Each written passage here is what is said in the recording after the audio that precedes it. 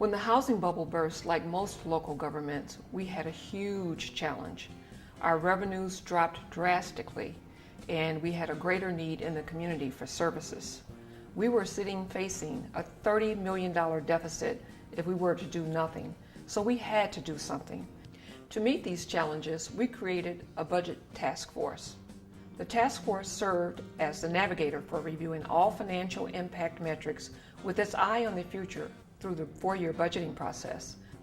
Our mission was to create a stable economic and fiscal environment that's less dependent on fees and tax increases and helps us avoid operating in a crisis mode. Based on our continuation of our pursuit of financial stability and sustainability, we realized it was not just about balancing a budget, it's about balancing a budget in such that we are moving forward towards the goals of the next 4, 5, and 10 years.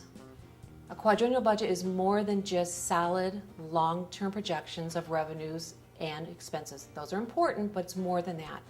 It's about actively managing the budget day in and day out, month in and month out. Recognizing that when budget adjustments are necessary, as would be for change in revenues, property taxes, that we are looking at not just the current year and how that's impacted, but the years out, how they're impacted. So we're always keeping, for our Board of Commissioners, the future in sight.